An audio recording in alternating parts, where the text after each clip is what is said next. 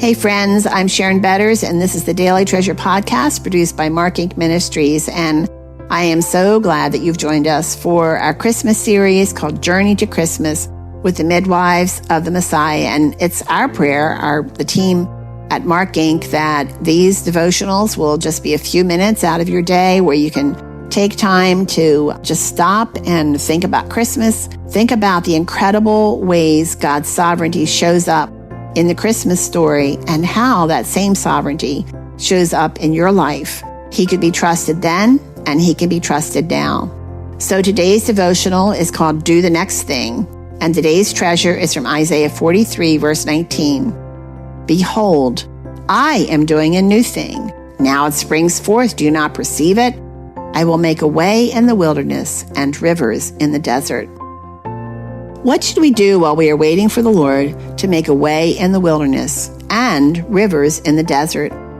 Elizabeth Elliot, author, speaker, and spiritual mother to thousands, regularly shared her no-nonsense approach to living a life of obedience to the Lord.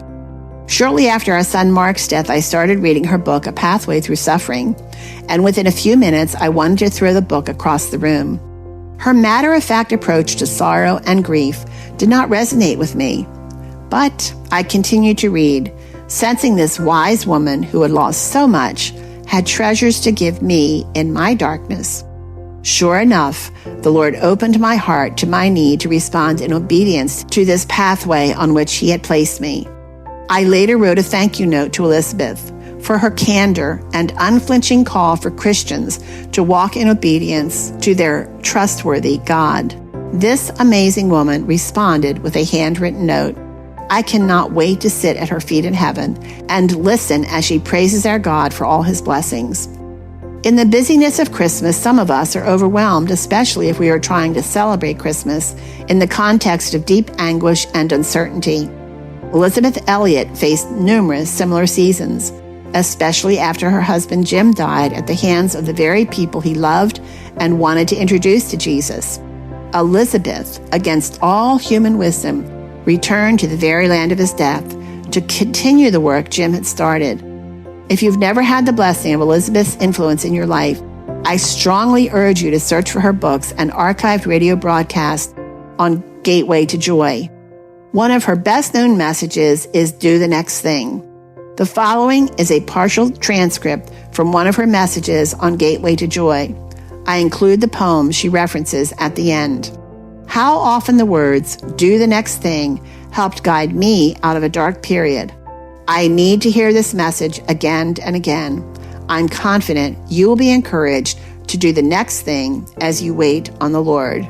And this is from Elizabeth Elliot, Do the Next Thing. When I went back to my jungle station after the death of my first husband, Jim Elliot, I was faced with many confusions and uncertainties. I had a good many new roles, besides that of being a single parent and a widow. I was alone on a jungle station that Jim and I had manned together. I had to learn to do all kinds of things, which I was not trained or prepared in any way to do. It was a great help to me simply to do the next thing. Have you had the experience of feeling as if you got far too many burdens to bear, far too many people to take care of, and far too many things on your list to do? You just can't possibly do it, and you get in a panic and you just want to sit down and collapse in a pile and feel sorry for yourself. Well, I felt that way a good many times in my life. And I go back over and over again to an old Saxon legend, which I'm told is carved in an old English parsonage somewhere by the sea. I don't know where this is, but this is a poem which was written about that legend. The legend is, do the next thing. The poem says, do it immediately. Do it with prayer. Do it reliantly, casting all care. Do it with reverence, tracing His hand who placed it before thee with earnest command. Stayed on omnipotence, safe neath His wing, leave all resultings, do the next thing. That is a wonderfully saving truth. Just do the next thing. Elizabeth goes on to tell about applying this in her missionary work and then asks the listener, what is the next thing for you to do? Small duties, perhaps? Jobs that nobody will notice as long as you do them. a dirty job that you would get out of if you could have your own preferences? Are you asked to take some great responsibility which you really don't feel qualified to do? You don't have to do the whole thing right this minute, do you? I can tell you one thing that you do have to do right this minute. It's the one thing that is required of all of us every minute of every day. Trust in the living God. Now, what is the next thing? Well, perhaps it's to get yourself organized. Maybe you need to clean off your desk. If you have a desk job, that needs to be done. Maybe you need to clean out your kitchen drawers. If you're going to do your kitchen work more efficiently, maybe you need to organize the children's clothes. I know an enormous job that is for Valerie, my daughter. All of a sudden, the children are coming out saying, I can't wear this. This is too short. This is too long. This doesn't fit me anymore. What do you do with those things? If you're going to save them for the next child, you've got to put them somewhere where you can find them. So you just do that one thing. Somehow or other, peace of God descends upon us when we take things calmly, peacefully, and humbly as the next thing that God has assigned us to do. About 3 years ago, I think it was, my daughter and her husband were going away for a weekend and taking with them the nursing baby. The baby was just a few weeks or months old. Val and Walt decided to go off for a weekend. They asked me if I could stay with the other children. I was delighted. I live on the other side of the continent from my children and grandchildren, and I was delighted for the opportunity. So I stayed with them. In the first day, I don't remember ever being so busy in my life. I mean, it was Granny this and Granny that. Granny, will you read us a story? And Granny, can we have some more juice? And Granny, would you pull up my pants? Granny, would you pull my pants down? Granny, can we have some juice? Granny, can we go outside? Granny, what time is supper? Until I really thought I would go mad. Well, my dear sweet daughter had the good news to call me that evening. She said, well, Mama, how are you doing? I said, wonderfully, Val. And then I said, but I'm not sure I can make it through the next 3 days. Then I assured her that her children were wonderful children. They are not disobedient. They are not unruly.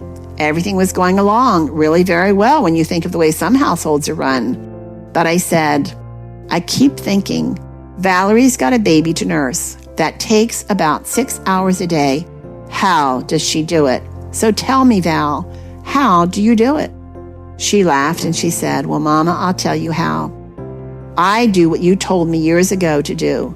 Do the next thing. Don't sit down and think of all the things you have to do. That will kill you. It's overwhelming.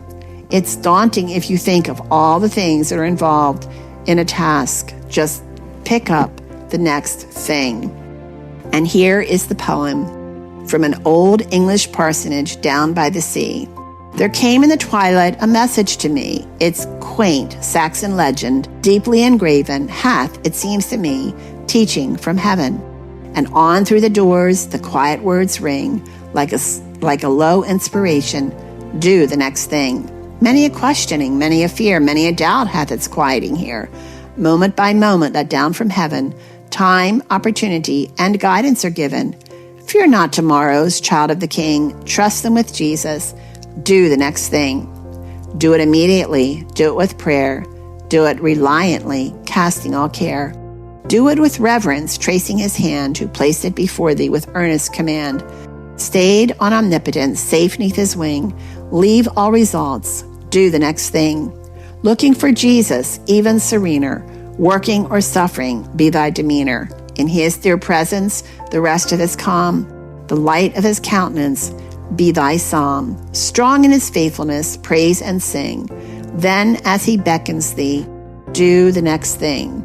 Friends, thanks so much for joining us for the Daily Treasure podcast. And as always, we like to introduce you to other resources that are designed to help turn your heart toward Jesus. And one of those is our Help and Hope podcast. You know, Jesus promised that in this world we will have troubles, but don't be afraid, because as he also promises, he has overcome the world. We are so grateful that we can offer to you stories, redemption stories from the Help and Hope podcast that are designed to address some of those troubles that we might experience. These life crises are often difficult to discuss, but friends, they need to be faced as we help one another walk by faith. The Help and Hope podcast includes real-life testimonies of people who have walked through experiences that are hard, and they have found their strength in Christ. We tackle such life crises as terminal illness, loss of a child, widowhood, depression, addiction, adoption, and so much more. Our guests include well-known people like Nancy Guthrie, Daryl Strawberry, Ben Fuller, Rosaria Butterfield, Laura Story, Vanitha Reisner, and so many more. But we also offer many stories from people like your neighbor, your friend, your co-workers, people like you, people who quietly persevere, often alone in their struggles, except for the presence of their Lord. Some of our conversations are with counselors and those who offer practical steps for walking by faith when life is hard. I know that these conversations are going to shore up your foundation for those uninvited moments when your faith is challenged. You're going to be encouraged, and we invite you to share these stories with others to help them walk by faith wherever God has placed them. So friends, go to markinc.org, that's markinc.org, click the Help and Hope link, and browse these stories and look for those stories that apply specifically to you. But also check out the ones that don't, because I know that there's someone in your life who's going to need the help and hope that you hear in these conversations. I'm Sharon Betters, and I am so grateful that you have joined us today, and we look forward to being with you tomorrow.